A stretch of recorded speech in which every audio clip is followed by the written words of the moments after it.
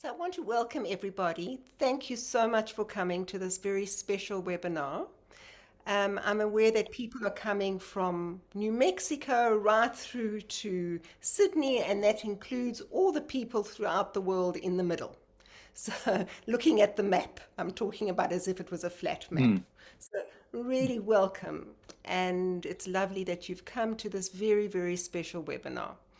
And the most important person I'd like to welcome is Professor Friedrich Glasl to say thank you very, very much for doing this for us. And a special thank you to my friend Christiana Lister, who was the person who introduced me to Professor Glasl and who suggested that we actually have this talk. So without her, we wouldn't have done this. So a big thank you to her.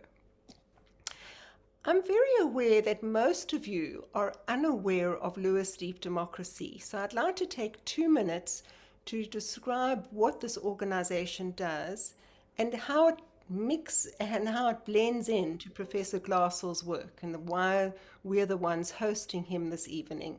For me, evening, and I'm very aware that it's all times of the day for you. Mm.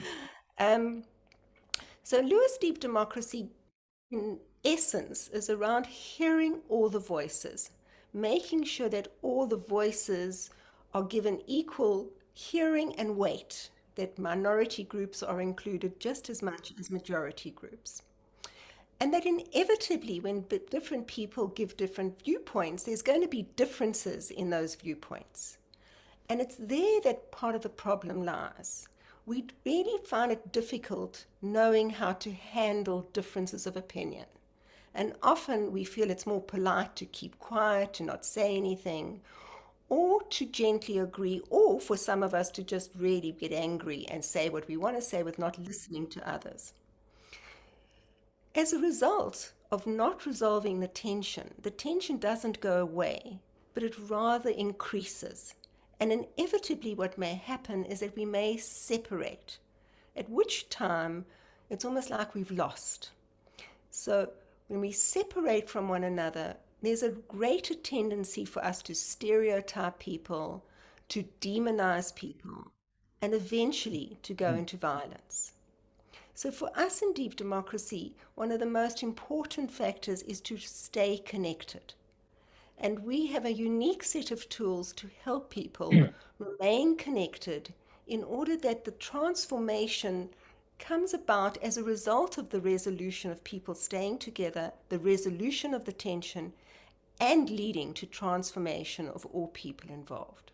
You may want to learn more about the Lewis Deep Democracy Method, and we will be sending out the recording of this of Professor Glasl's talk this evening, and together with that, we'll be sending some more information. So if you do want to connect with us, it will be great. This whole webinar has been arranged for us to further our connections with others, so we would welcome the connection from you. I'd now like to introduce Professor Glasl and explain a little bit about what he does and how lucky we are to have him with us. So, for the last 55 years of Professor Glasl's life, he has been involved with the issue of conflict. He's been a researcher into conflict, and he's been primarily a mediator with conflict and promoting peace in very, very tough situations in Ireland, Israeli and Palestinian, and even in my own country in South Africa. But what we more want to focus on this evening is his work primarily with an organization called OSCE. It's the Organization for Security and Cooperation in Europe, which Russia is part of and is still part of. And this is the organization that we can look towards, which Professor Glasl has been involved with, in ways forward in this very awful situation that we're witnessing to, and for some of us, involved with.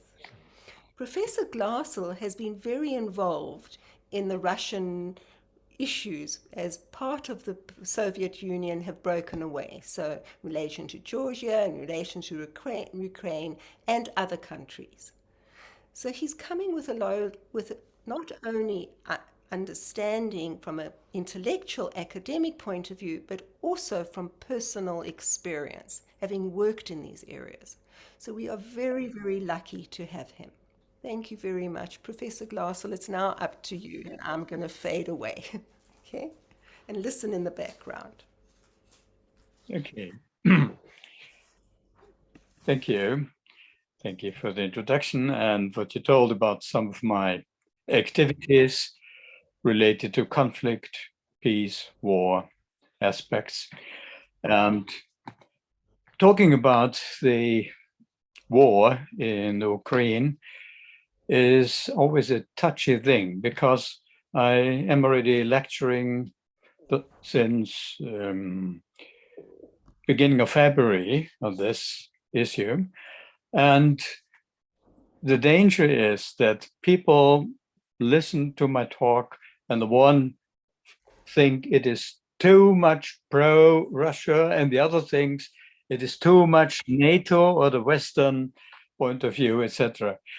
But my intention is neither to be in favor of this or this side, but to be in favor of the people and in favor of peace building and peacekeeping.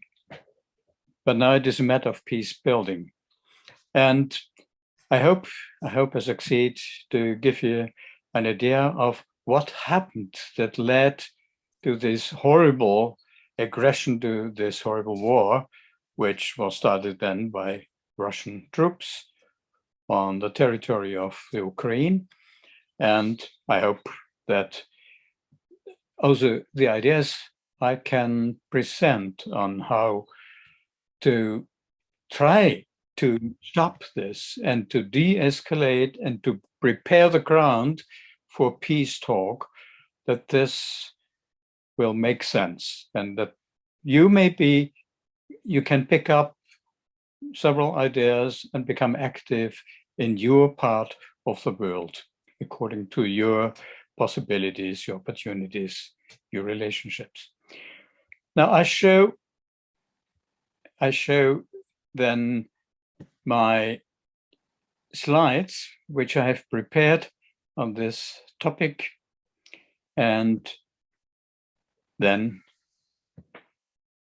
I hope that the technique is with me and not against me.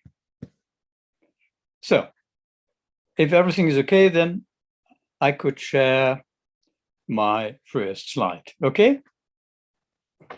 And well, I mentioned a few sources because the whole situation, the East-West tensions, the Cold War and the Hot War before, keeps me busy already for a long time.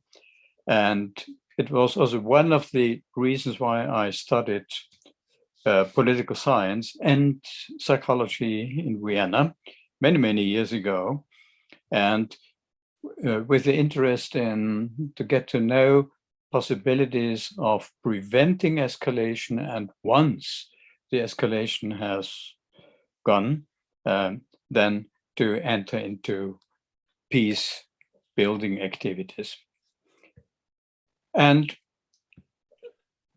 one of my main areas in my research is the dynamics, the process of escalation on the international stage, so to speak. But then later, I became consultant for organizations, mediator in organizations as well, and I could combine peace work in the macro-social and political area and conflict management work in organizations. And the dynamics of the escalation are very much the same. Of course, although there are more complex systems if we look at the political system, but the dynamics, how conflicts get worse and worse, how they intensify and how they spread over more and more people, organizations, etc., is very much the similar. And therefore, I tell you a bit more about the escalation dynamics and then refer to the history of what happened before the invasion in the Ukraine happened. Well, the one very important thing is there is not a gradual, unnoticed process of intensifying. No, it is much more one of step by step, an aggravation. It gets more intense, more aggressive, more destructive. And now this is very important, but there are thresholds. And a lot of what I'm telling you this day is about the thresholds and become aware of the thresholds, because they give us a signal of take care, do not risk to pass the threshold, because if you have passed it, then the whole interaction becomes even more destructive, aggressive. And fortunately, this is what the American conflict expert Thomas Schelling discovered. People have a kind of an intuitive knowledge of these thresholds. They know the conflict is not pleasant, it goes on a certain time, but the people know, be careful, do not risk to pass this threshold, because behind that, new rules of what is allowed and what is forbidden are then valid, actually. And Thomas Schelling also discovered that the people in the conflict, the people involved, they have a kind of a coordination of expectations. And to express it in a more complicated way, the one party thinks that the other party thinks that he thinks in a certain way. Or to phrase it in a less complicated way, one party is convinced that the other party believes that the first party still is sticking to specific rules and is not violating them. So they coordinate the expectations, and they are rather the similar ones. Therefore, when they come closer to a threshold, when they approach it, there is a kind of an effect, a signaling effect, a mind-awakening effect, I would call it in Germany, this Bewusstseinsanstoß. So it gives a kick to your awareness. Take care, do not risk. Be aware that if you pass this threshold, it's getting worse and worse and more difficult to control it and to de-escalate, and the damage will be more and more. What I showed you now, I do it once again. The red vertical lines are symbols actually of the thresholds. And you see there are different steps. And in my model, the whole escalation of conflict consists of 9 steps of escalation. And for some time, people behave according to, I would say, the unexpressed, the implicit rules of the first step. And then they pass it, and then new things are forbidden or allowed till they pass the second threshold. And you see that in my picture here, the way is going downwards. And this is an important archetypical signal for me, namely, we are moving into depth of individual and collective subconsciousness. And that means that there are then forces in communities, in states, in people, in groups, in individuals, which they would not activate in normal times. But if you move downwards and you get deeper and deeper into the escalation, then you activate forces which are, well, if you really move further and further, very, very destructive. And the people later, when they look back to the whole history of escalation, they very often are surprised themselves when they see what kind of destructive forces they woke up actually and they used during the conflict. So this is in general. And now I start to describe briefly the main characteristics of the escalation and refer a bit to the international situation. But of course, there may be a state of no conflict, state zero, so to speak. People have a friendly, open communication and interaction with dialogue qualities, etc. No hostile feeling and respect and appreciation, etc. But at a certain moment, one person or two persons start doubting whether they really can get where they want to get, and whether perhaps the way how the other people behave perhaps is not always that correct as it seemed to be.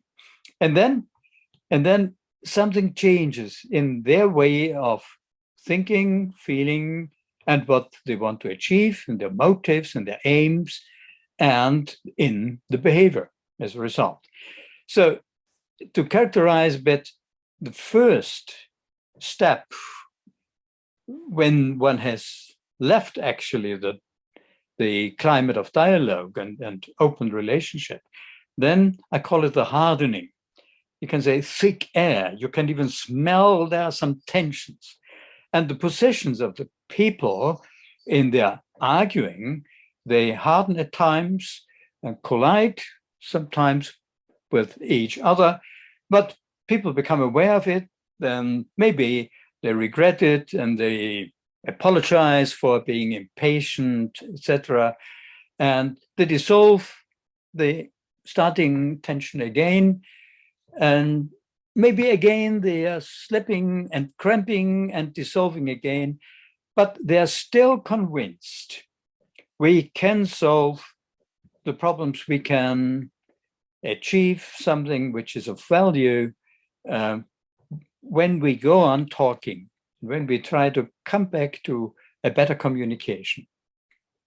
But as a result, you can see during the first step of the escalation, the cognitive empathy gets lost more and more, step by step, during the first. But there's still emotional empathy and there's still intentional empathy. That means a good feeling and understanding of what the other party really wants to do, what is in the willing of the other party. Well, this can go on for some time, and then maybe at a certain moment, one or two people have the feeling, no, I think I have to be more tough. I have to insist more on my position, on my aims, on my ideas, my solutions, which I presented, etc. Because sometimes my ideas are not really appreciated as they should be appreciated. People are not as open-minded as I thought they would be. Okay, if necessary, then I can also go on with the discussion in a more tough way. And then you see what is well known in conflict psychology, that polarizing starts. Polarizing on the cognitive level in thinking, polarizing on the feeling, in the emotions, and polarizing in where to go and what to achieve. So polarizing in thinking, for instance, of that people then listen to each other and then they say, no, what you are proposing, excuse me, but this is last century's thinking and not 21st century. So, or this is conservative and we are in a progressive organization, etc. So polarized conservative, progressive, or good or bad, or whatsoever.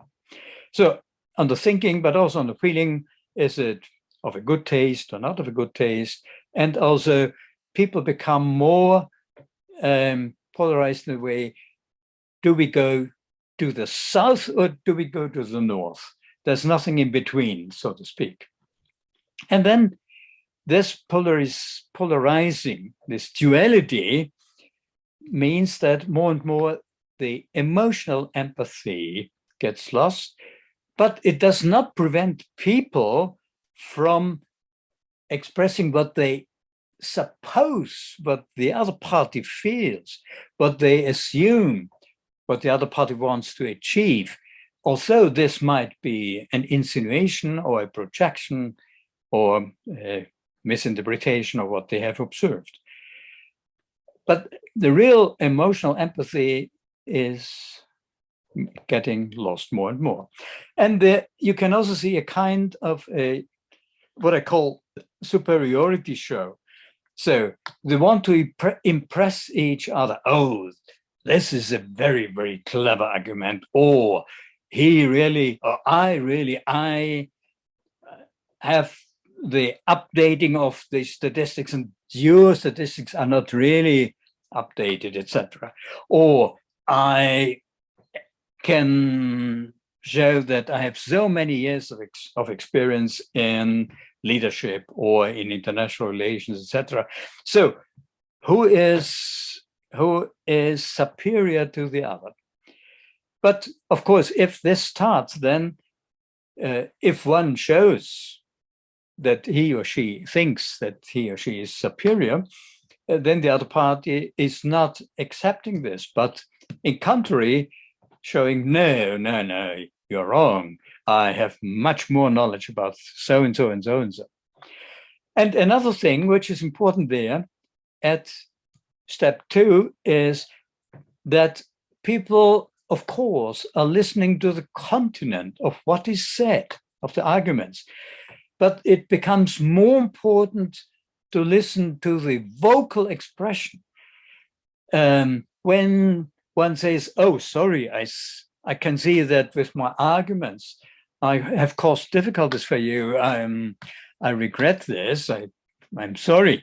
But if one says this, and if the tone, the undertone is one of, let's say, of a cynical statement or so then the other person, the other party, does not believe that I really regret or apologize for something, but that there's some kind of irony or whatever.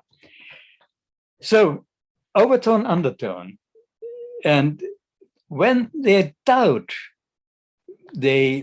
I would say, the truth of what I'm saying, then they are listening more to the undertone than to the overtone, so to speak. And maybe already some doubts come up about whether it really is worthwhile to continue debates and polemics. And I did not mention yet that at step 2, then people use a lot of tricks, which we know from debates if we listen to political debates in parliament or in committees, or when there's a duel before there is an election of presidents in the country, etc. And how they try to use tricks in order to gain a kind of a victory.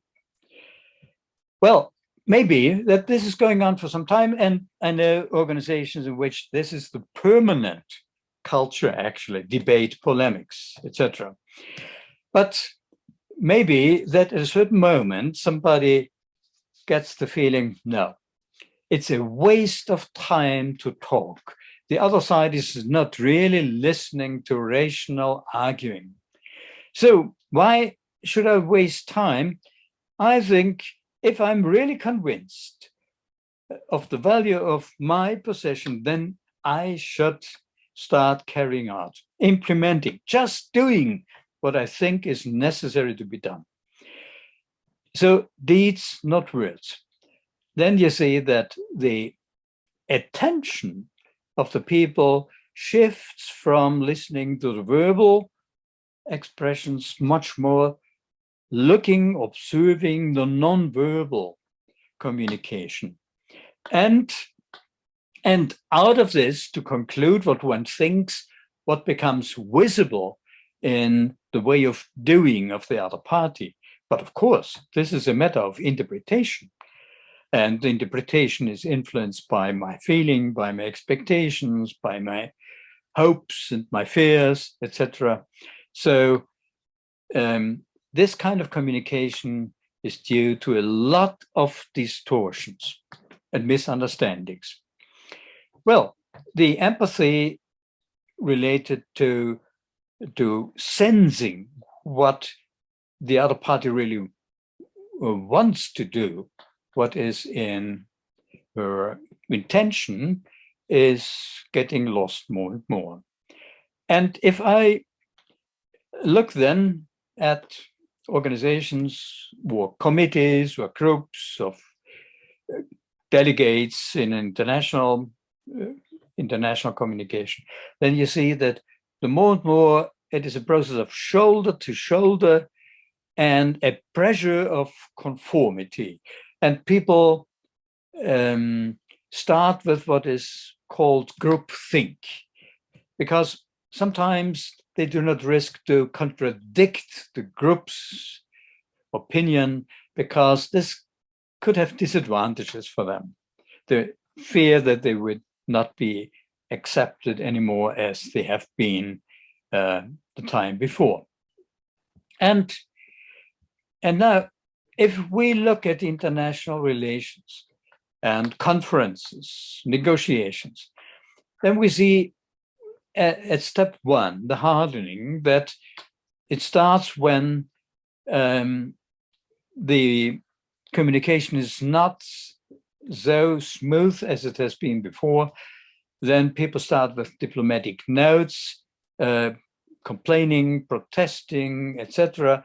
The negotiations become more tense than they have been before, but they're still going on. And sometimes people need to, in press conferences, to explain, well, there are some difficulties and so, but I'm convinced there might be some progress. It's not altogether all too bad, but there are troubles, there are tensions, to be honest. If the second step of the escalation can be observed, then you see that already people are exchanging more diplomatic notes of protest. Sometimes negotiations really are getting tougher and tougher, etc. There are frequent interruptions. So sorry, I have to consult my ministry, etc. And they continue.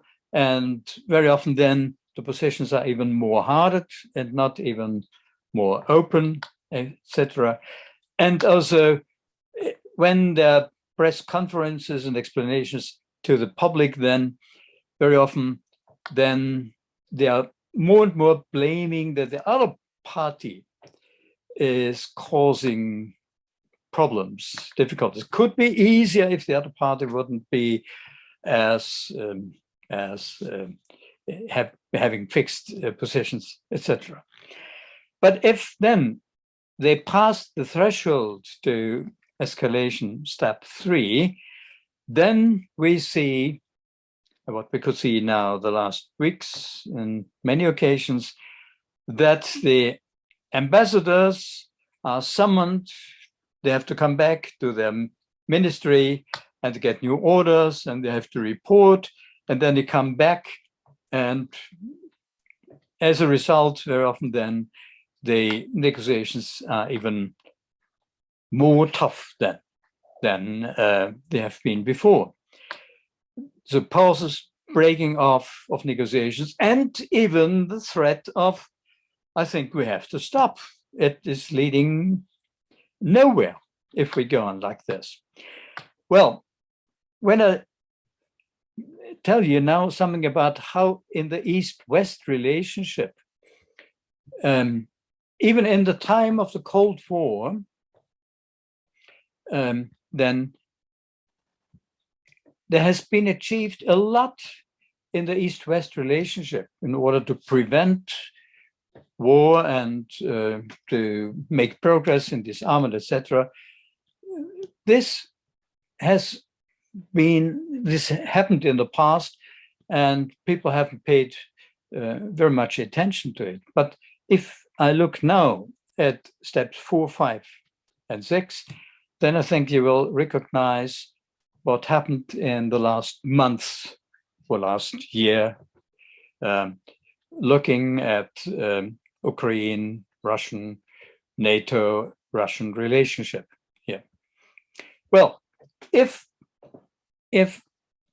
step 3 is escalating further, deeds and not words, then of course it's getting more difficult, it's getting more violent as well. And then you see how the parties form images of each other, of themselves, positive self-image, negative enemy image, related to the professionality of the other party. Now, they haven't the best diplomats or the best experts on economic aspects or on military aspects, etc.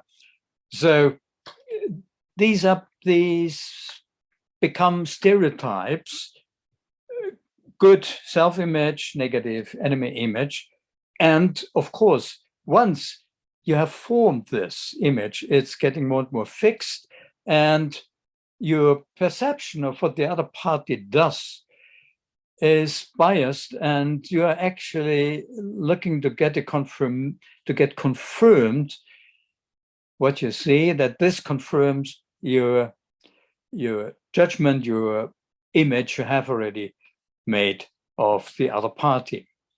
And then once you have an image of the other, it's not as professional as I had hoped he or she should be, then you behave to each other in a specific way in which you evoke, in which you invite, in which you provoke, actually, I would say, negative behavior of the other party. So the parties maneuver each other into more and more negative roles, which confirm their negative enemy image.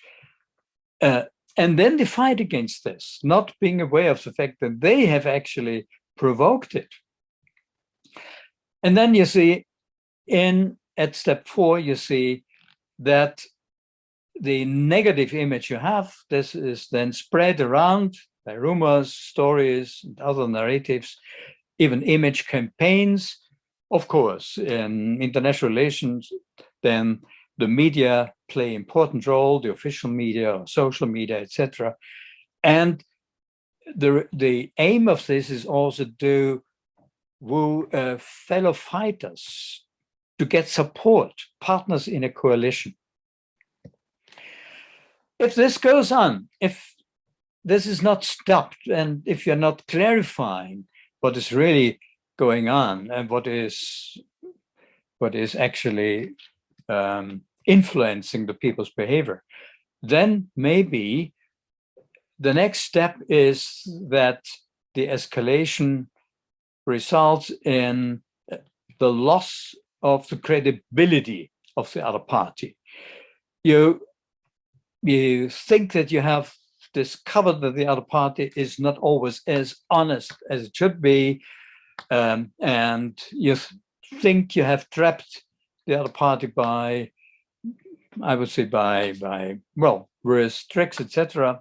You doubt the moral integrity, and in public, you dare to deny the moral integrity of the other side by using terms like, they are criminal or pathological or immoral monsters, the acts of the evil, and we are the coalition of the willing, etc.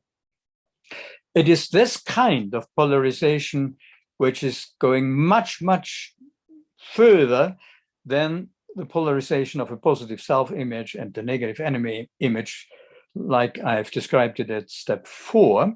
But now it is really that on the one hand, there are the good people, the virtue, and on the other side, on the other party side, there we see only the shadow side, the so-called immoral double of this person or this community.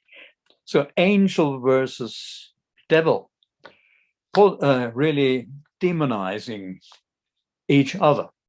And yeah, and then you see the people are compared in the international field, compared with Hitler or any other dictator and criminal of war, etc.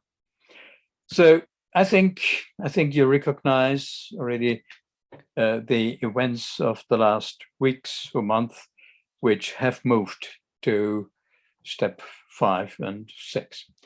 What is now going on if once you are convinced that the other party is not to be trusted anymore, is lying, is cheating, is etc., then your positions are getting harder and harder. You're demanding specific things. The other party has to fulfill your demands. Otherwise, you have to carry out sanctions.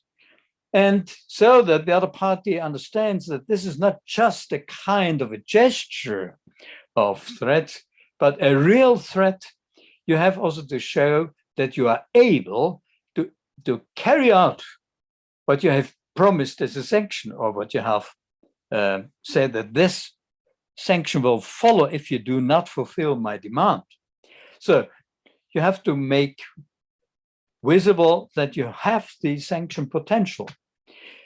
And it means that you then have to arrange things which are clearly seen so that other people can understand. No, he's not only demanding something and saying he will punish me if I do not fulfill this, but he is able to do this. So I have to take this seriously.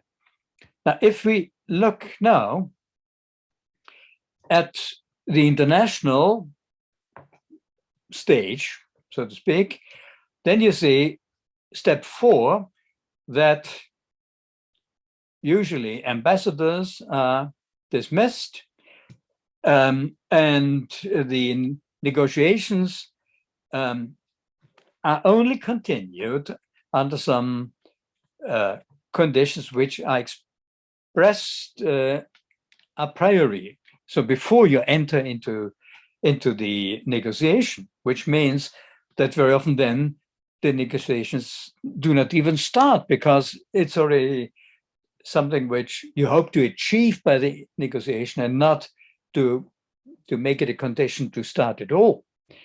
So what you see also at 4, threatening gestures.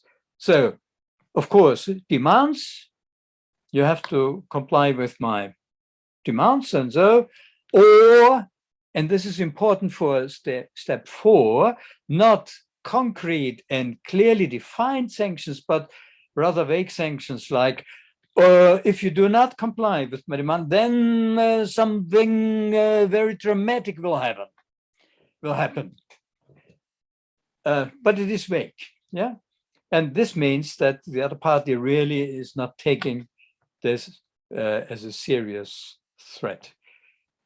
There's a difference to strategies of threat at step 6, as I said just now.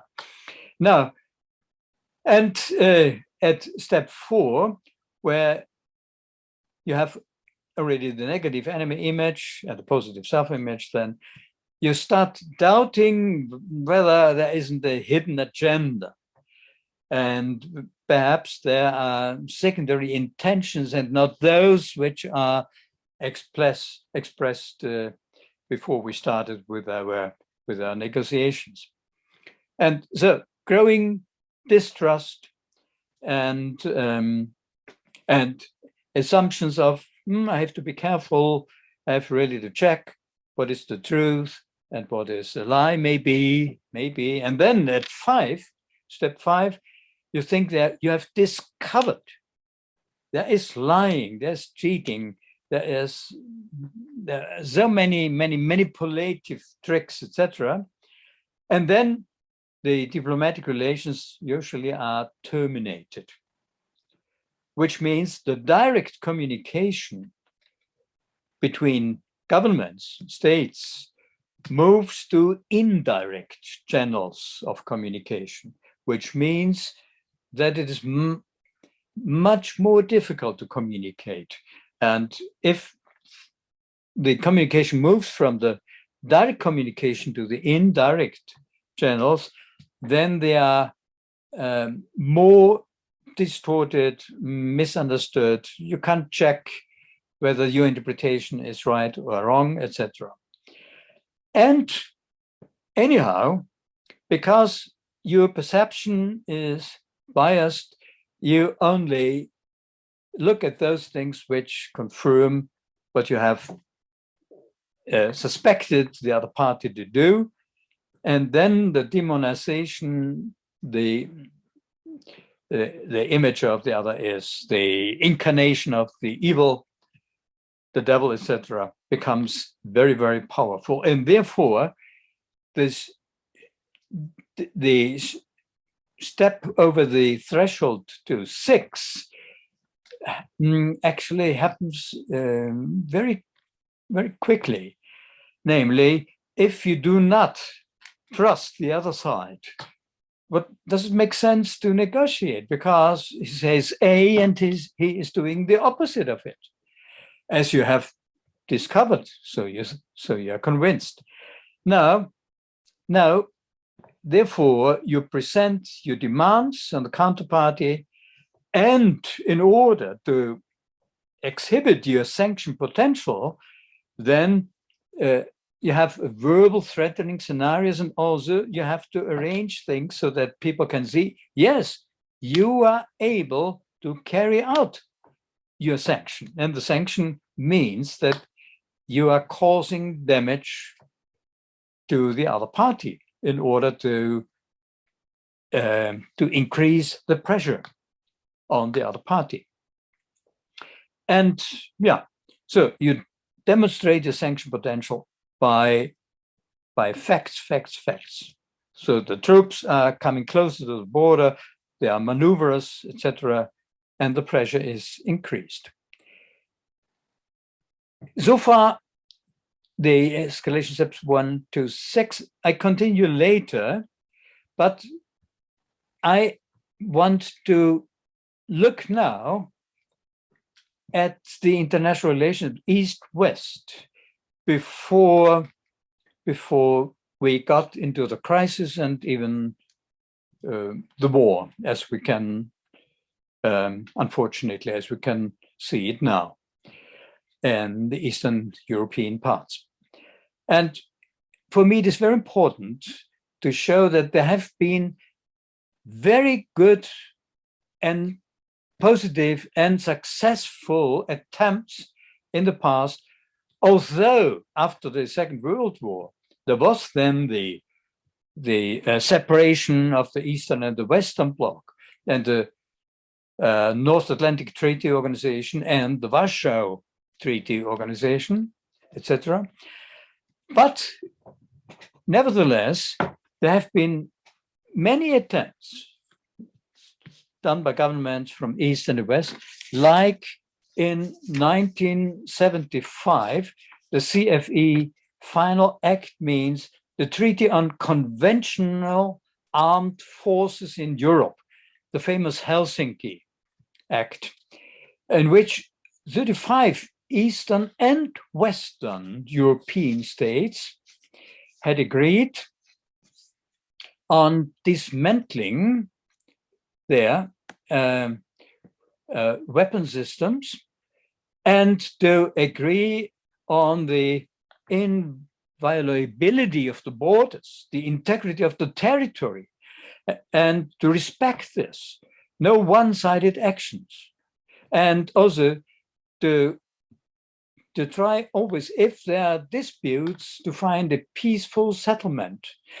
And also an agreement in this Treaty on Conventional Armed Forces in Europe, the CFE, Final Act, also an agreement on not to interfere in internal affairs, and also an basic respect for human rights and fundamental freedoms, according to the Charter of the United Nations and the Declaration of Human Rights, etc. This was a full agreement in 75. East and West had a consensus on this. Now in 1990, this was even continued and improved further. The Treaty on the Conventional Armed Forces in Europe, the so-called European Safety Charter. Not 35, but 30 signatory states had signed it, and where they also, in addition to the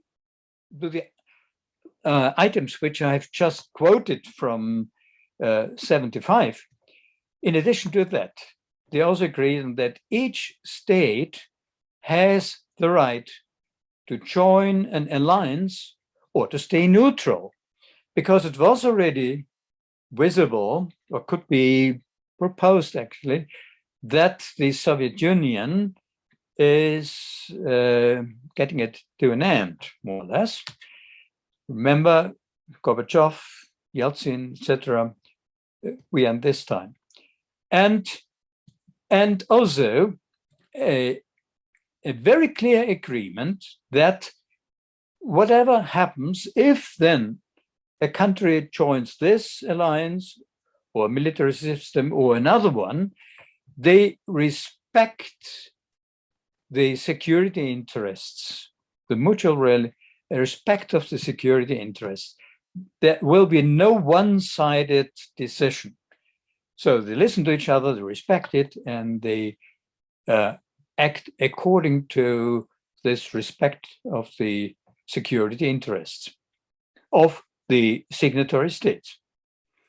And then, even in 1990, the so-called Vienna document, which was an additional treaty, namely that the parties of the treaty will inform each other in annual reports about military affairs, the personnel, the weapons they use, maneuvers they had planned, etc. So transparent situations, informations on an annual basis. Now in 1991, we had the START I treaty. START is the abbreviation for Strategic Arms Reduction Treaty between United States and of America and Russia. And they agreed on the reduction of nuclear weapons, which is very important. Again, a bit further building on the treaties which I just mentioned before. And even in 1993, an additional act of trust and of confidence, actually, was the Open Sky Treaty, namely, East and West, they agreed to allow each other to fly over the territory, which will not be considered to be a kind of an hostile activity of spying, etc., and to allow each other to make radars, photos, etc. Can you imagine? That's really trust, and this is really cooperation in 1993. And then in 1997, another act of cooperation and trust, the NATO-Russia Founding Act, as it is called.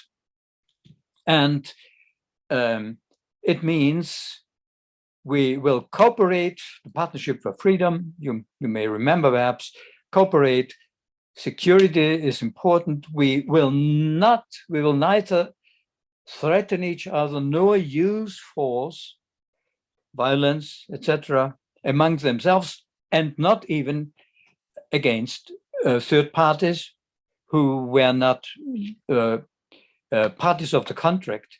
We respect the sovereignty and territorial integrity. It was confirmed again from 75 already and 99.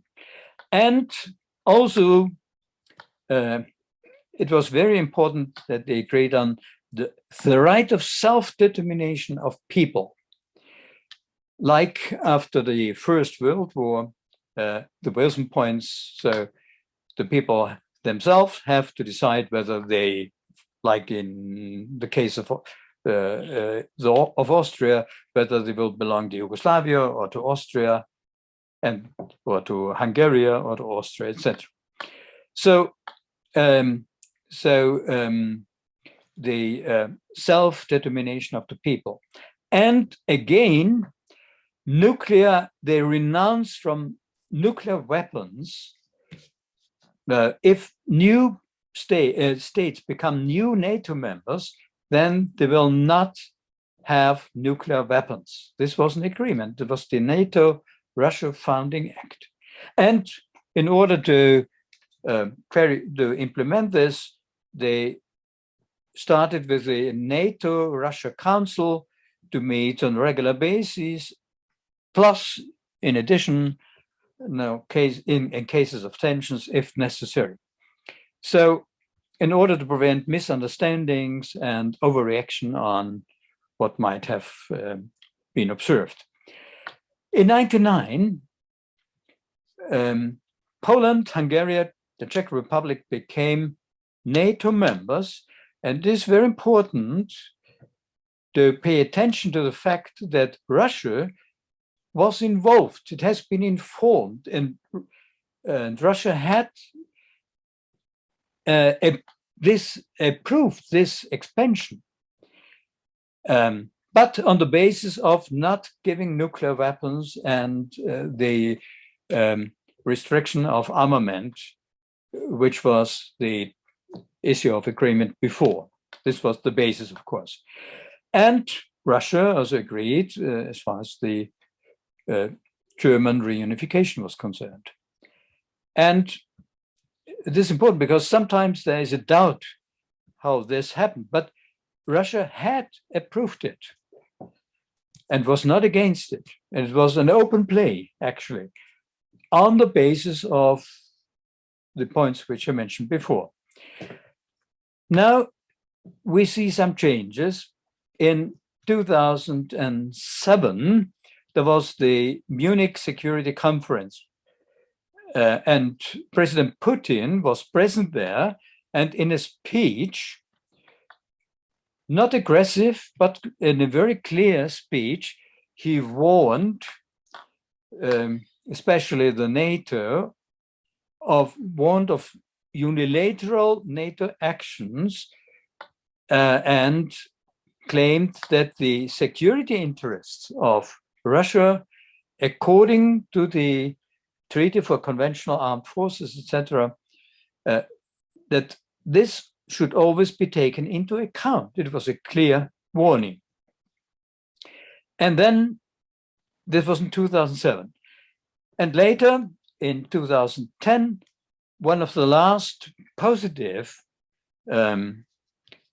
events was START number 3. So again, Strategic Arms Reduction Treaty.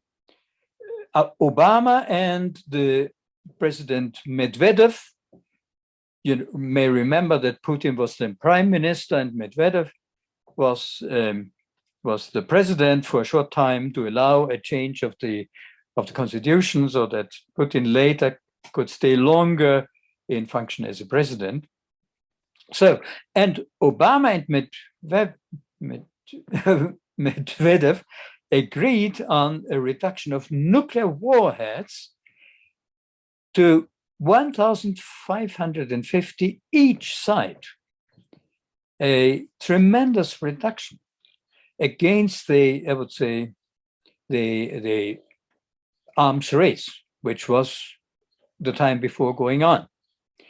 And now it turned to negative experiences by which this, what has been built up in a positive way, then has been destroyed step by step, as well from both sides, from the Russian side and from the NATO side.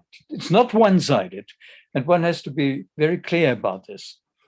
In 1992 to 94, in Abkhazia, which was a part of Georgia, with a majority of Russian-speaking people, there was a process of separation and a referendum, and also Russia interfered here in violation of the treaties which said that no interference in internal political affairs. But there was a kind of interference with the manipulation of a referendum, etc. And they recognized quickly Abkhazia as a sovereign, autonomous republic. So Georgia lost an important part of its territory. It was 1994. And the same time, 1992 to 94, we had the war in Karabakh, Nagorno-Karabakh, an autonomous part of Azerbaijan, former Soviet Republic, and with Armenian-speaking people and Christian religion. And this part, Nagorno-Karabakh, also wanted to be recognized as an autonomous republic, which was denied by Azerbaijan. Therefore, the war started there. But there was no interference, neither from Russia nor from NATO in this. So it was a war which was to be fought by Armenia and Azerbaijan. Now we have a series of violations of the consensus which existed before. And it, in 1999, we can see from the NATO side an intervention in the Yugoslavia war without a United Nations mandate. And this was meaningful for Russia because when the NATO started bombing, because of Kosovo, bombing Belgrade, so the Serbian Republic always had a positive relationship to Russia, also in those times, and even now, Serbia has a positive political relationship to Russia. For instance, they also bought the COVID vaccination Sputnik and used it while other countries did not do it. Yeah. So intervention in the Yugoslavia war without United Nations mandate, which was a violation of the UN Charter, actually. And then you remember 9/11, the two World Trade Organization towers. In 2001, the President Bush, George W. Bush, he was looking for punitive action against actually Afghanistan because the terrorists were citizens of Afghanistan. He couldn't find a good aim there. Therefore, he changed his mind and he started with the war against Iraq, declaring that Saddam Hussein possesses arms, horrible arms, etc. So this punitive action against Afghanistan and then later Iraq. Now, in 2002, the three Baltic states became NATO members, and there was no objection by Russia, but the Russian government said, please take into account and respect the safety, security interests of Russia, because now the NATO is coming again closer and closer to the Russian border. And still, Russia is still relying on that, on the renunciation of nuclear weapons and also the reduction of conventional armed forces, etc. Now, another important thing happened when the United States canceled the ABM treaty, one-sided cancellation, the anti-ballistic missiles treaty, and then the USA established on the border of the Baltic states and Russia, bases for medium-range missiles in Eastern Europe, with the explicit reason it is against the Iran. You remember the sanctions against Iran, etc., the Islam Republic, etc. And this was the official reason. It's not against Russia, it is against Iran. But they started with establishing these bases for medium-range missiles. And there was, again, a protest from the Russian side. Now, in 2007, I mentioned already, the Munich Security Conference, there was the warning against unilateral NATO actions. And the establishment of the basis of medium-range missiles was one of the reasons for this. We go on 2008, perhaps you remember, during a conference of the NATO in Romania, in Bucharest in March, the NATO offered NATO membership to Ukraine and to Georgia. And there was an immediate protest or warning from the Russian government. So the President Putin and the government in March. And in August, then Russian troops invaded north of Georgia, from the Caucasus, the region of South Ossetia, and occupied it. There was a real fighting, and even airplanes were flying to the airport of the capital of Georgia, to Tbilisi, and also did a symbolic bombing with the message, be aware, we could cause you even more damage if you would try to reconquer Ossetia. So Ossetia was occupied by a one-sided military action of Russia, which was also against the treaties which I have quoted before that. And since then, there is an OSCE, so the Organization for Security and Cooperation in Europe, of which 35 states are members, also Russia, and Russia is a very active, supportive member. I know this because I worked with the OSCE in a few cases, and the OSCE is still doing the monitoring the border of Ossetia in Georgia.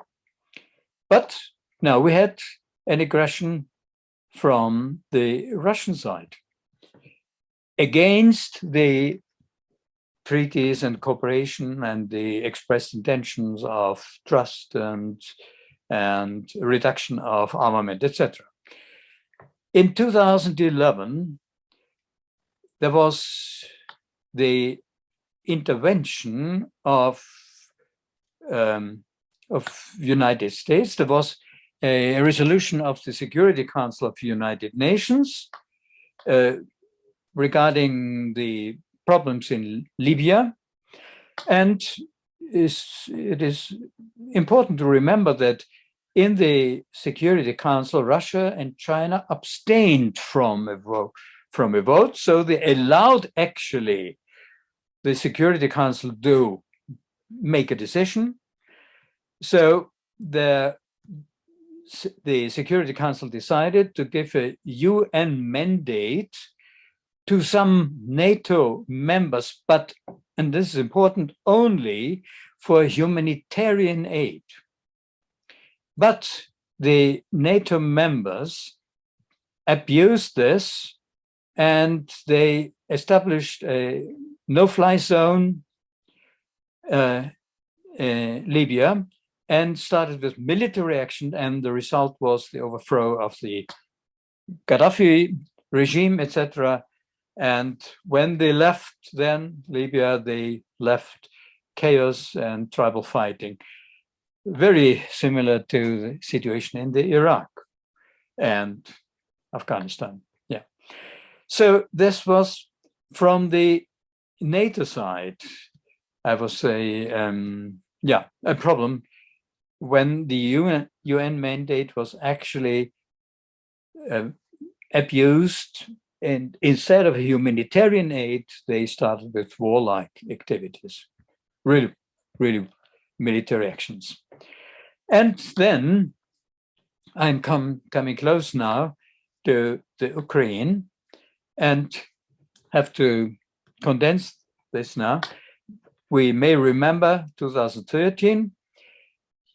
We may remember that the president there of the Ukraine had negotiated with both sides, the European Union and with Russia, with trade agreements with both sides. The idea was, as well with the European Union as well as with Russia, because Russia was the traditional market of the Ukraine out of the Soviet time. And it is also important to underline that Russia was in favor of the two-sided agreement of the Ukraine. And Russia even proposed trilateral working groups to work out on more details, etc. But then, you may remember, there started some pressure from the European Union. Barroso was then the president from the European Union, and it was the European Union who said, no trade agreement with Russia, with the European Union only, which was actually disappointing for Russia. And this was actually the starting point then for protests in the Ukraine, in Kiev, the famous Maidan, pro-EU protests, etc. And this resulted in that Yanukovych, the president, was overthrown, and he had to leave the country, and he went to Russia, etc. And a provisional nationalistic government started there, not a Nazi, what Putin is saying, but really nationalistic government, the provisional government. And one of the first decisions of this nationalistic government was to ban the Russian language as official state language. Before that, you could communicate with ministries or other, with public administration in either Ukrainian or Russian or Tatar Crimean language. It was allowed, it was possible. And now they banned the Russian language, only Ukrainian language was then allowed.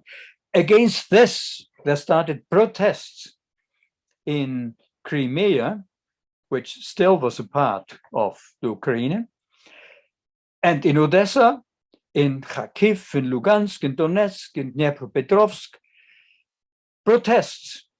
And the Ukrainian government had started fighting against these protests, declaring that these were protests of people who wanted to leave the Ukraine, which was not the case in those times. Later, of course, they became separatists. But there was a referendum, or the referenda in the both regions in the Donbass, Lugansk and Donetsk. And the referendum in both regions was, we want more autonomy and self-government, very similar to the system in Switzerland, but within the Ukraine, and not leaving the Ukraine and joining Russia or so. And then when this escalated, some of the, I would say, of the separatist people also wanted that this should be recognized by Russia, but Russia then refused the recognition. They said, no, you stay within the Ukraine. So they agreed in the Minsk I treaty agreement on because there has been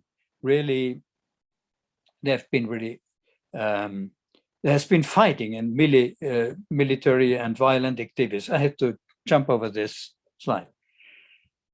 And and now at this moment I continue with step 7, 8, 9, and then spend some time to immediate actions to de-escalate and to facilitate maybe peace talks. So back to theory. You remember 4 was images and coalitions, 5 was attack of faith and loss of faith and loss of trust. 6 was strategic threatening, strategies of threat and counter-threat, etc. And now 7, looking again to the theory, is that the sanctions, if the demands are not fulfilled, are then implemented, are carried out in a way that those who carry out the sanctions, they restrict themselves, they limit their destructive blows, and this is very important. They do not have the aim to destroy the other party completely, but it is, well, if I cause some damage here and there, and then perhaps you will surrender and you comply with my demands. So the way of thinking is that human values are not anymore respected. People are thinking in terms of things, quantity, and they perform a limited destruction, the sanctions, as I called it. And of course, there's a response to this, an appropriate response. If you destroy 100 on one side, then I destroy 110 on your side. And then the appropriate response to this is 120 on your side. And then again, this is the response is plus 10% or more. So this is escalating, of course, tit for tat, plus something on top of that. And what you see is then that some things which have been respected as values turn to the opposite. War virtues are by lying, by cheating, etc. I get some advantage, which would be forbidden in times before. So it's quite a different logic. And I think if you look at the things which happened from the late autumn last year and now January and February, you could see that the different parties, Russia and also from the Ukraine side, they prepared already to be able to carry out, to perform these limited destructive blows. And then I would even say that when the Russian troops intervened the 24th of February this year and invaded the Ukraine, it had the meaning of a limited destructive blow. Now, and it had to do with the Minsk II treaty, which was not carried out by both sides. They did not behave according to the obligation of the Minsk II treaty.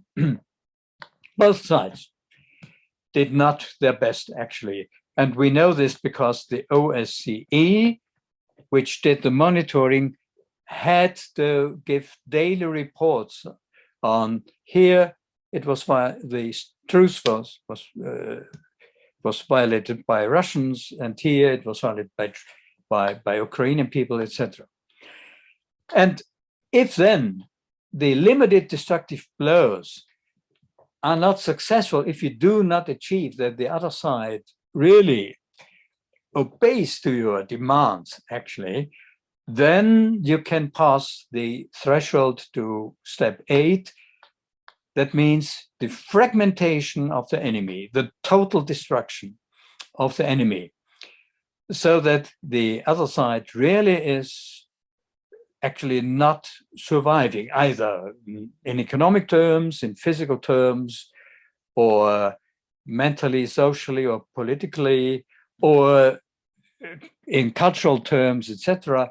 So the total destruction of the enemy. But I want to emphasize that when the war started in February this year with the invasion, it had the character of step 7, with the hope that maybe then the idea of establishing more self-government in Donetsk and Lugansk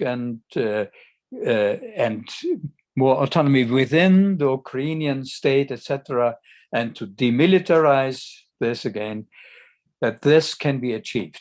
But because of the violations of this, and because the requirement of the Minsk II treaty was that the Ukraine seriously is working on a constitutional reform to allow this to those regions according to the Swiss model, actually, with the cantons of a high degree of sovereignty, of autonomy.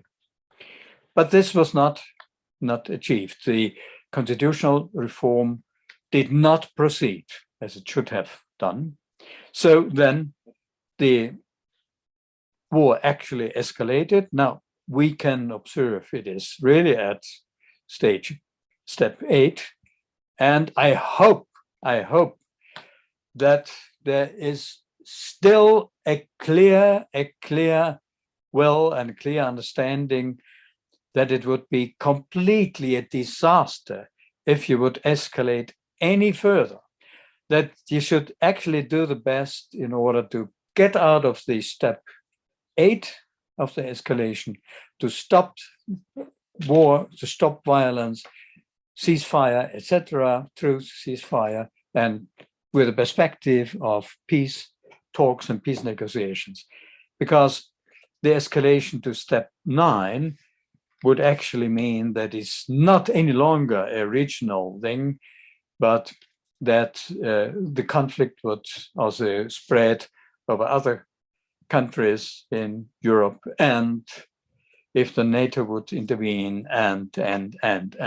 So horrible to imagine this. So it means really to gather into the abyss. When the parties in the conflict even dare to risk their own existence if they think that that's the only way to destroy the enemy. So that's about the escalation. And I had prepared also to talk about the Minsk Treaty. I have to apologize. I think it's better that at the end, I mention a few things before we get into questions and answers and discussion, to mention things which could, even now, could succeed in stopping and de-escalating and therefore preparing the ground for peace talks. So I'm talking about a dual strategy consisting of, one, emergency breaks, so immediate actions, and which should have an immediate impact, and as a condition for then starting with the peace process. But of course, even now, the emergency brake activities must show a clear perspective. Okay, if really we stop fighting, what could be the perspective, the direction in which we move in order to find a solution for the people in the war region? So the emergency brake, a few words, and I think later, maybe if there are questions also about the peace process. But of course, there's a difference between truce and ceasefire. The truce can be negotiated immediately by the combatants in the field, in the battlefield, so to speak. You need not to involve then politicians from Kiev or from Moscow, etc. So they can agree the next 10 hours or 20 hours, there's a truce. And the question then is, who is going to monitor it? Yeah, they do it themselves, which is a weak point, of course. A ceasefire is more. For negotiating a ceasefire, of course, the negotiations have been going on several times. You require that not only the combatants, but also political representatives are involved, because then already the perspective, the middle term, the long term objectives are relevant for the parties. And for the real ceasefire, then again, the monitoring done by the OSCE, and I repeat, Russia is still very supportive member of OSCE, because OSCE is also still active in other parts of Europe, like in Bosnia, etc., other parts in Transnistria, and so on. So, monitored by OSCE, and also interventions if there is a violation or a breach of the ceasefire agreements. And then this would enable then, of course, the politicians to enter into peace process. And therefore, I am pleading for the multi-track diplomacy approach, which was developed about 30, 40 years ago by Louisa Diamond and Joan McDonald's. Yeah, multi-track diplomacy. But I continue a few things for immediate actions. And for me, in order to achieve de-escalation, it is also important to become aware of some patterns of behavior which would be detrimental, because they would actually escalate. So one is, please do not fall into the reflex of arming, the predictable reflex of arming. Okay, if you increase the defense budget, then we do it as well. Unfortunately, this is happening now in many countries of Europe. It has I would say, more the meaning of a reflex. It's not a well thought political decision, I must say, because you have to be aware of the fact of the effects of the paradox of arms race, because history has shown, at least the last 150 years, that the arms race has never prevented the outbreak of war, but paradoxically brought it just by, and even quicker and even worse than without the armament on both sides. I just keep this as a statement. And now a very important thing, do never break off the direct communication. You remember what I said at step 2, 3, when the ambassadors are withdrawn or persona non grata is declared, etc. Then the communication moves to the indirect channels, which are due to a lot of misinterpretation and distortion, etc. Chinese whisper effect, etc. Self-fulfilling prophecy, and so on. So never break off direct communication. Unfortunately, this has been done, but it's absolutely wrong. This is not de-escalating. In reverse, it is escalating, actually. And even, and you may have heard that people say, well, can you negotiate with a murderer? Can you negotiate with a criminal of war? Can you negotiate with a butcher? Quoting Biden, etc. And my position is, you must start negotiation even with illegitimate rulers like Taliban, or when I was involved in the Northern Irish conflict, Protestants and Catholics, with IRA or with the UDF, or context with the African National Congress, etc. You have to do, because they have the power. They are the real rulers, whether legitimate or illegitimate. You have to. You have no choice. And I still remember when I proposed it to the Minister for Internal Affairs in London. He said, no, when I start a negotiation with the IRA, with the Irish Republic Army, then I would recognize them legally and legitimize them, which I can't do. Later he did. And later they achieved the Good Friday Agreement.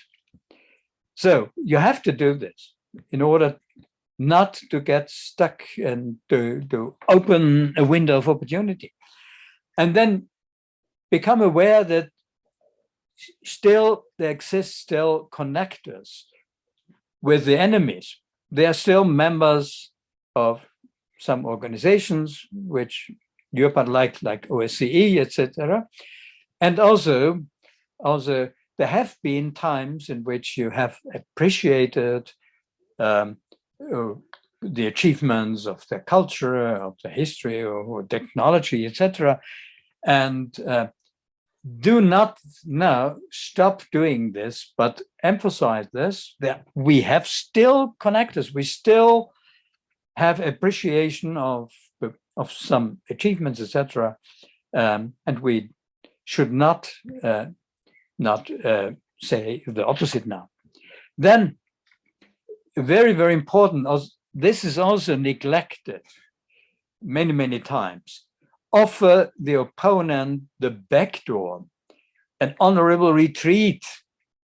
And I remember when President Bush started with the Iraq war, Saddam Hussein and so, I remember that old Mr. Kissinger, the foreign minister of former days and professor for foreign affairs, etc., he criticized immediately the strategy of George Bush.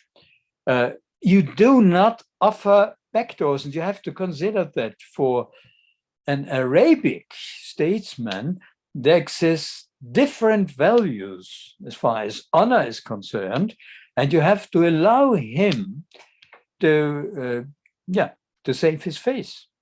Otherwise, he must refuse because he can't risk to be seen as the loser, etc.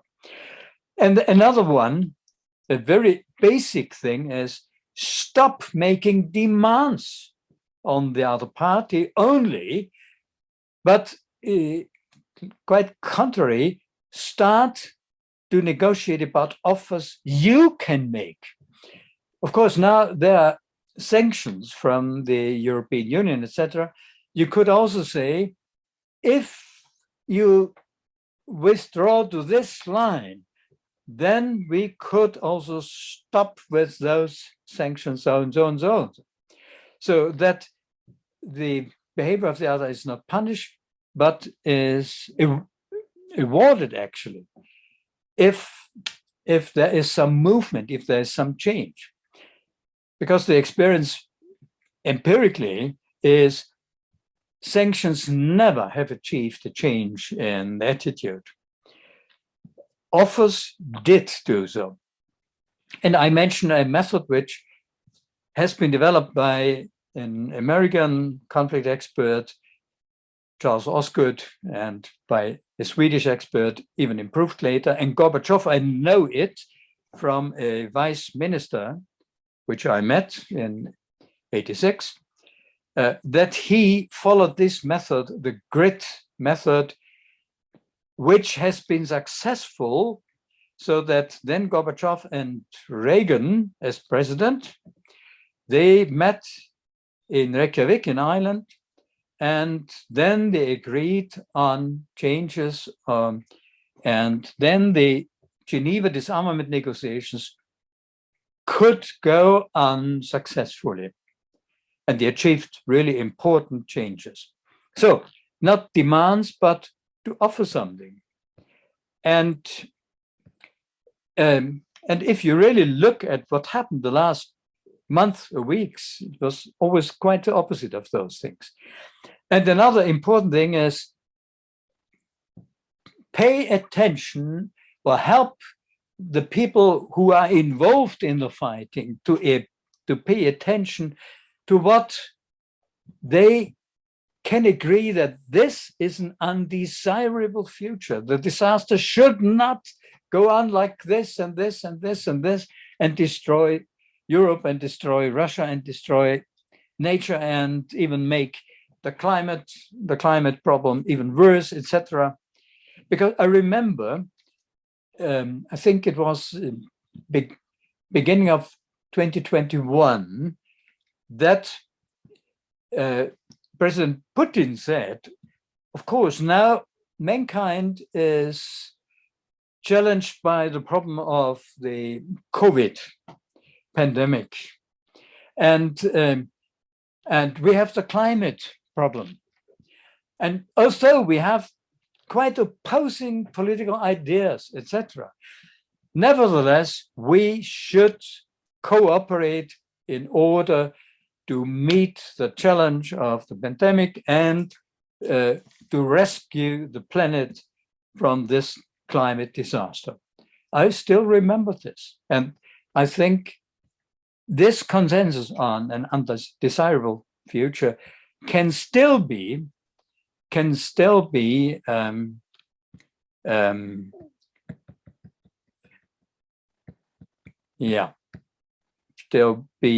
referred to. Sorry.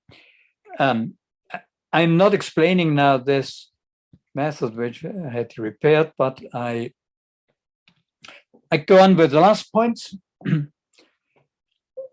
Again, it has to do with the emergency brake.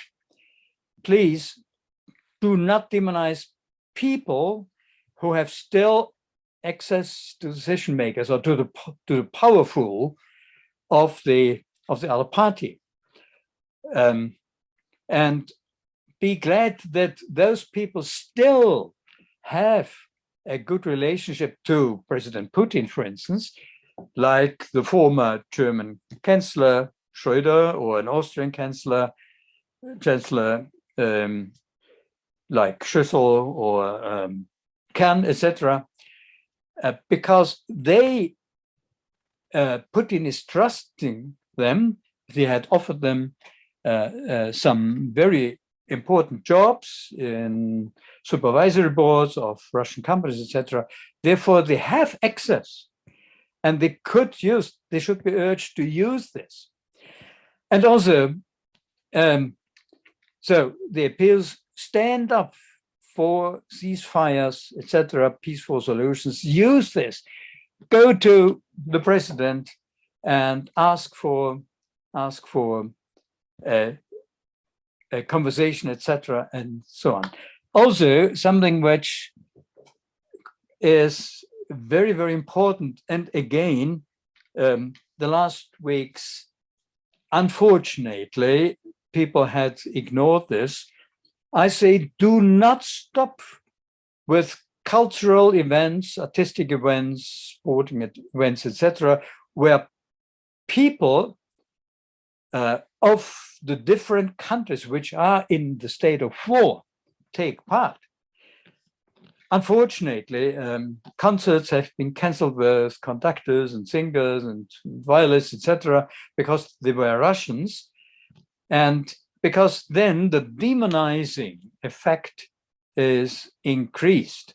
And the suggestion is that you consider citizens of the other country as being actually those who are actually deciding about the war, about aggression, etc.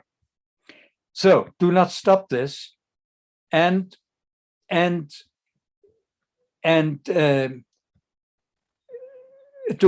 avoid, so that the people are considered to be the enemy. It are the politicians, not the people. I'm convinced. And also, when in civil society there are demonstrations, protests, etc., and please do not use like butcher or war criminal, because I've never seen that somebody changes his mind when he is accused of being a butcher, even if he is a butcher. Yeah. My main aim is, how can one achieve a change in thinking and in behavior, and not to harden it, to fix it even. But accusations like you are Hitler, a butcher, a war criminal, etc. Also, honestly, of course, there are war crimes happening. There's no doubt about this. But the accusation doesn't have any positive effect of this. So positive appeals like spare the children, the mothers of soldiers, the fathers of soldiers, etc., of your own country, of the other country, etc. And all what I just mentioned means that, of course, now there is war, but I hope quickly this will end. And then we are in a situation in which talks, conversations, negotiations have to start with representatives of those systems which had been involved as parties in the war. And therefore, it's better to do things now which are not poisoning the climate for the time after war. So this is actually what I wanted to, anyhow, to present to you, and now to to look at what kind of interests or questions or needs have been expressed. And of course, I needed time to get through this rather complicated matter, because if I would condense it too much, it would be oversimplified, and simplification is not good at all, because psychological warfare uses simplification and blind spots.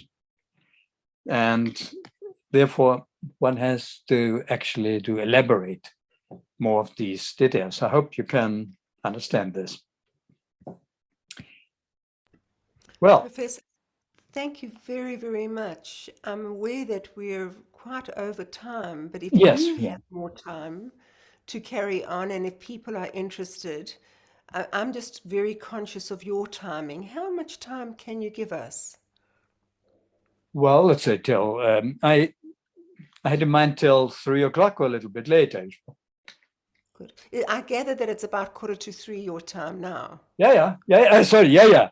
So Sorry. let's say 20 minutes or 30 minutes. Lovely. I don't mind. Okay. Yeah. Thank you. If Thank people you are very not much. running away, then I will stay here. Lovely. So if anybody does have to leave, and that's totally understandable, please know Yes. that we'll capture all the questions on the recording. And again, if you have any questions, I'm hoping that Bellamy has been able to put something together. But just while she's doing that, I just want to comment around where we are and how, for me, what's been so dramatic is with the last part of your talk, which is really around what we should be doing Yeah. and how, in actual fact, we're doing the total opposite. That everywhere in the world there is a demonization going on in relation, particularly to Putin. That there's the differences, the very extreme differences that are occurring of the American reaction to Russia and to Putin particularly. And I think that everybody's taking sides with a sense of we shouldn't in any way connect. It's also interesting for me that the connection is trying, that there is still a trying in the Ukrainian-Russian situation with people who do know one another, particularly in Russia, to say we don't want to be involved in this war, Yes. that we want to connect. So, but I'm going Yeah. to allow Bellamy to now give you the information of the questions that she's come up with. Bellamy, would you do that for us, please? Yeah. That's really the tragedy. Here in our countries, in Europe, where refugees are coming from the Ukraine, for instance, at the university, we have students, Russian and Ukrainian students at the same university here in Austria, in Salzburg, where I'm living, or in Graz, where I work also with one of the universities. And the tragedy is that even now there starts some kind of tension among those people who are not at all part of the war system and of the parties of the conflict. They are just citizens, and they had good relationship before at the university, and they still have there. But there is a kind of a demonizing cloud coming over the people, and this is something which is, of course, produced by the demonizing work of psychological warfare and of media. And one has to be really aware of this, how easy it is that this is overcoming people. Yeah. And instead of this, friends of mine have organized, like in the university for music, etc., that Russian and Ukrainian artists are playing together, are giving a concert in favor of the victims of the war in the Ukraine. This is something which has a very important meaning. So we are not the enemies. Yeah? We are actually victims on both sides. Right. And we want to indicate this. We want really to demonstrate this. Yeah. So I'm just going to come in now. There are quite a few questions, but if we could just answer one or two. So there was one question going, Professor Glasl, how will the situation in Ukraine end? What will Russia do next, considering Russia's point of view about the world? I would rephrase what kind of ending the situation would enable peace negotiations, because it could end in a complete disaster. Yeah. And then, of course, the Ukraine would be completely destroyed and would have no position in order to be a party in negotiations. It would not exist at all, so to speak. So what one must prevent is actually that it ends in a military surrender or in a military surrender. And therefore, it's better to say, well, the Ukrainian government indicates that a lot of stances which have been non-negotiable before are negotiable now, because otherwise we can't come together and we can't start looking for solutions if from begin on people declare, no, we can't talk about this, then it is fixed. It is completely locked, of course. So the end is that, and this is what I am favoring directly and indirectly, because I approached also the Austrian government and indirectly also the Swiss government. And a couple of days ago, I did a similar thing with the Finnish government, where I said, please, the countries which are neutral in terms of international law or non-aligned, like Finland. Finland is not neutral in terms of international law, like Switzerland and Austria, but non-aligned, not belonging to any military bloc, etc. The neutral countries must take an initiative again and again, like the Chancellor did a couple of days ago, the Austrian Chancellor, when he first went to Kiev and then later to meet President Putin in his dacha near Moscow. And you must go on, not be disappointed because you have no immediate success.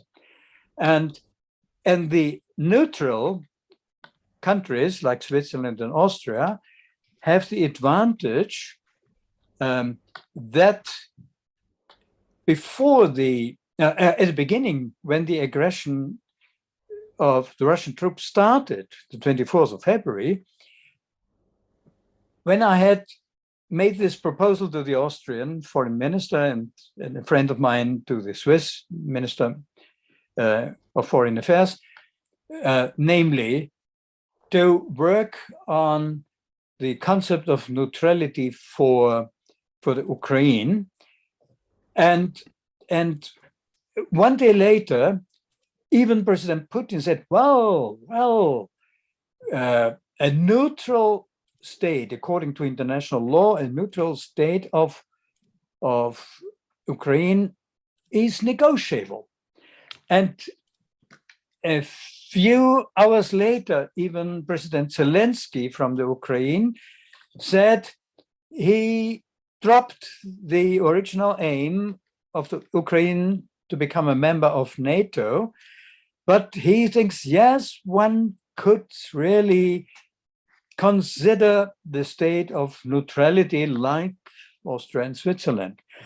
And I really believe that if Austria, Switzerland, and Finland, I can tell you why I think why Finland could also play an important part, if they still go on looking for opportunities to talk to President Zelensky, to President Putin, etc., of course, also informing the governments of the European Union and also the Secretary General of the NATO, etc., that this is a real positive perspective, because the original aim, perhaps you remember what I just said, in 2013, when those regions like Lugansk, Donetsk, Sevastopol, Crimea, etc., when they protested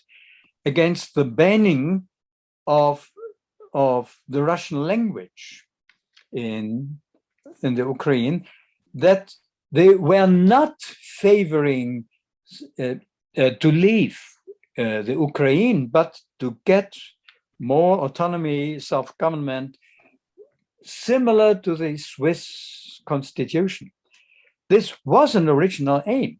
And I think that it is not too late to really bring in this option again as a perspective. Although, of course, things have changed dramatically with the destruction of Mariupol, etc., and what's going on in Odessa, etc. But I really believe that the perspective of neutrality does make sense, because I can never imagine something of, at the end, the rest of the Ukraine being a member of NATO. Then the same problem would be continued like it was before the war started. And I cannot imagine that the rest of Ukraine would come closer to Russia. It's impossible, of course. So to create a real active, neutral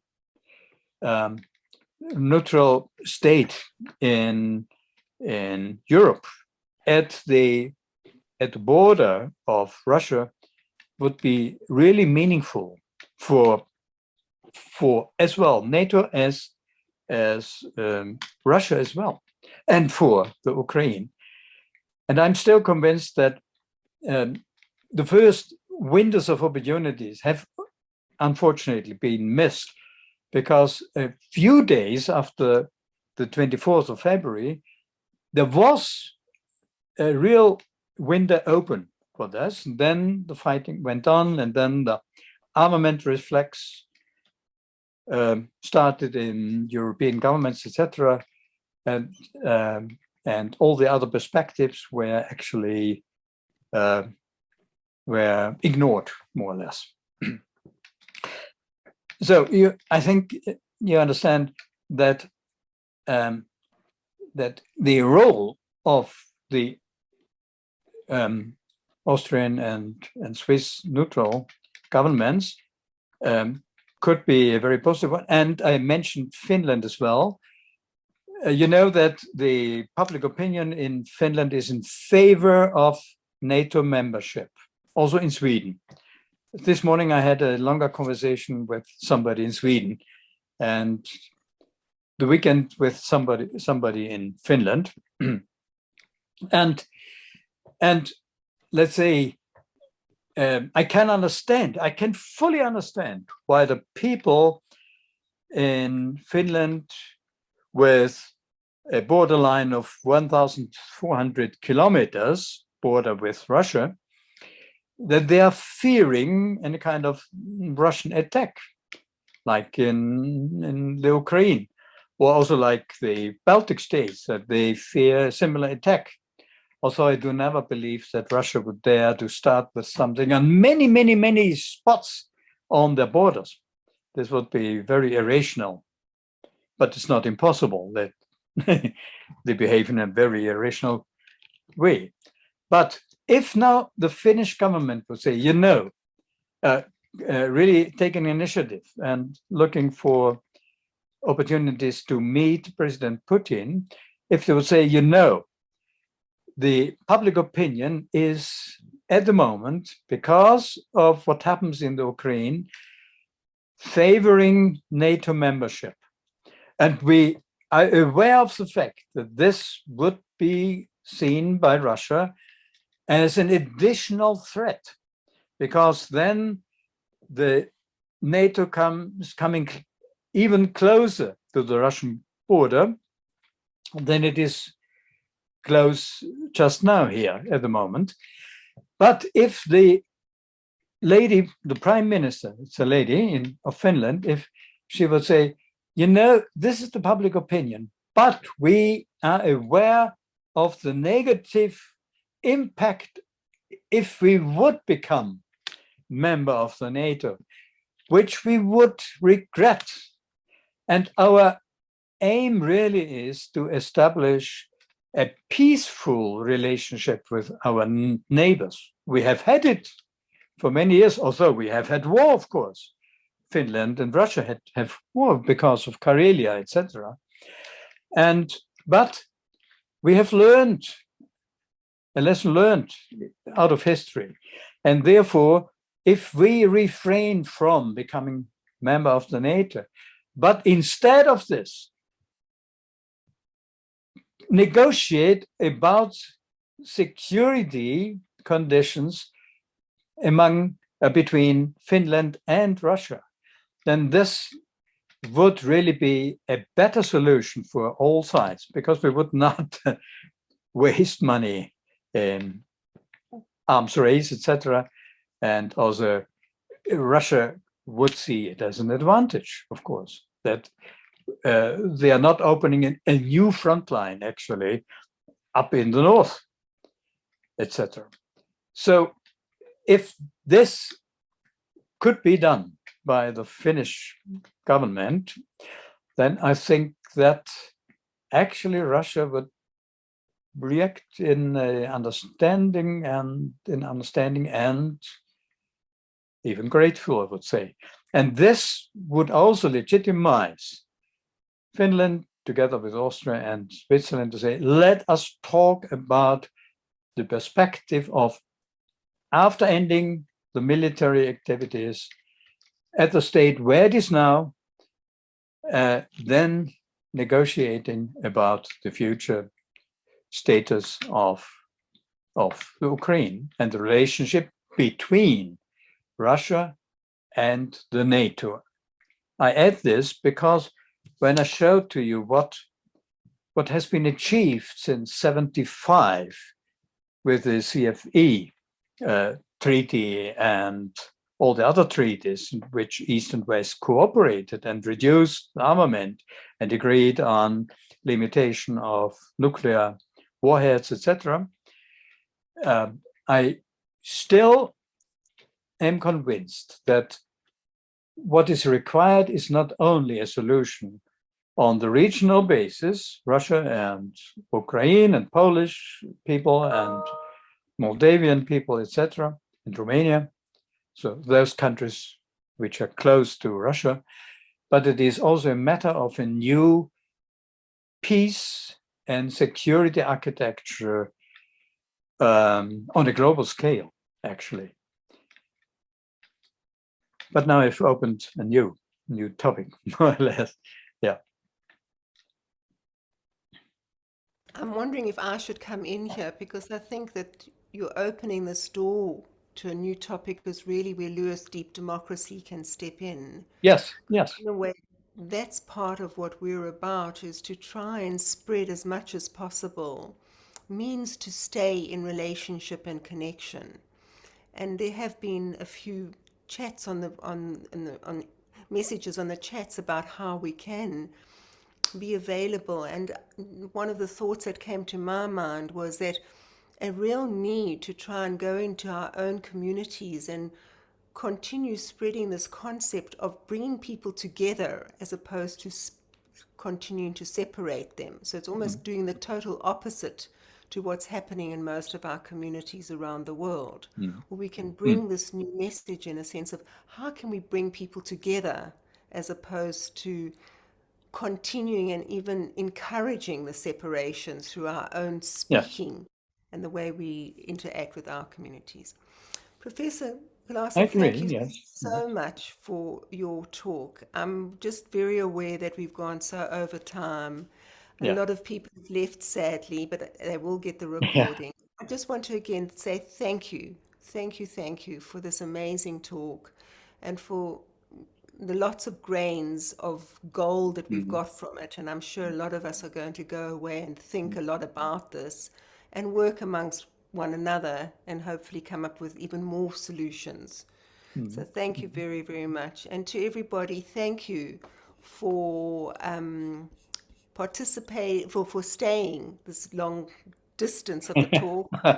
I'm sure you found it worthwhile, otherwise you wouldn't be here. And I'm sure many people who had to leave were sad to leave that, what they've been saying in the chat. So thank you. And from my side, I'd like to say good night. It's 11 o'clock in And Sydney, Australia. From my side, Minna, I want to thank you for this opportunity. And I'm also grateful that people really are interested in considering what can we as ordinary people do wherever we are in the world, what our place is. And as you said, if this attitude in the micro-social world, so really respecting different opinions, etc., and to try to understand, cognitive understanding, emotional empathy, and intentional empathy, this is a matter, this is a reality which also has an effect on the meso and on the micro-social level. And well, those who have access to people who can influence political decisions, etc., I hope they can become active and that people are listening to them. I am busy with that. Cannot tell you everything what I'm doing, but it keeps me busy really day and night. It's not exaggerated, day and night. And I hope that in spite of all what we have to see now, what we have to experience now, that morality and common sense will still be the victors of that. Yeah. So thank you, and have a good night or a good noon or good morning wherever you are in the world. And I hope perhaps in a few weeks we could share better news. Yeah. Absolutely. Thank you very, very much. Good day, everybody, whatever time of the day it is. Go well. Thank you. So bye. Bye-bye. Thank you. Bye-bye.